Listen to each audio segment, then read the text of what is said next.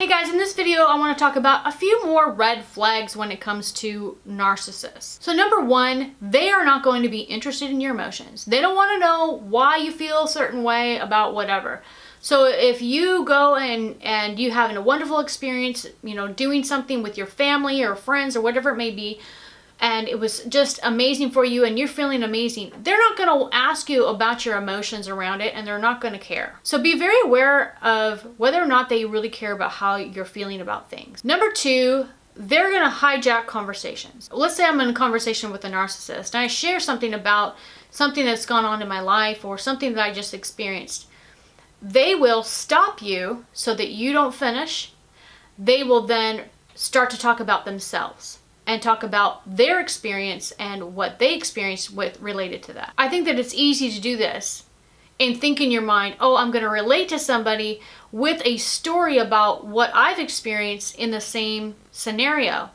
But what's, better in relationships is going to be listening, allowing that person to finish their story and finish everything that they wanted to tell you without you interrupting them with how you can relate. And I think that that's really, really important to point out, because even if you're somebody that has tons of empathy and you're just wanting to connect with people so much, that's just not the best approach to take. Next, they're not going to really care about the deeper meaning of things.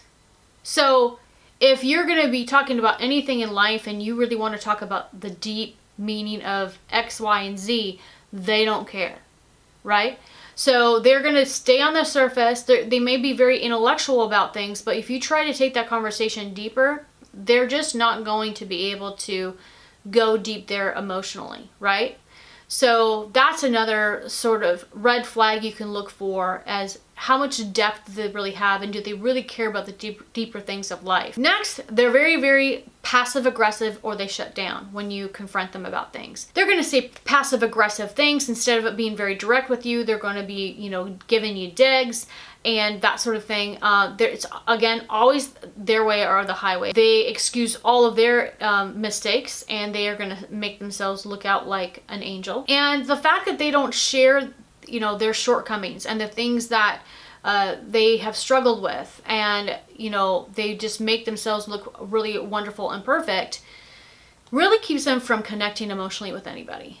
So they're not going to share that they failed at X, Y, and Z.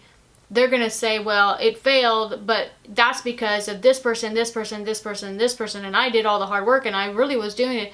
And they're going to make themselves, minimize those failures and just make them their strengths and their wins just to be the best. And that right there is where you can't connect with somebody in a relationship. And it begins to be this toxic relationship where it's not worth, continuing on. So anytime somebody is not vulnerable with you. The last thing I want to mention is they are impressed by external signs of success. So anything external in those categories of beauty, success, fame, money, whatever it is, they value these things and they're going to be impressed by those things. And so be very aware of the people that come to you that are impressed by the superficial. Out of all of this, I think that the biggest way that we can screen our relationship is just be very wary of people that don't open up to you and are keeping a part of their life secret. You feel like they're keeping a part of their life secret or a part of them secret. They've got walls up and they're not willing to reveal themselves to you. Those are just red flags, and it really encompasses all of these things that I've talked about today. So those are some of the things you can look for and kind of assess your relationships with. So guys, thank you so much for subscribing to my YouTube channel. We'll see you next week.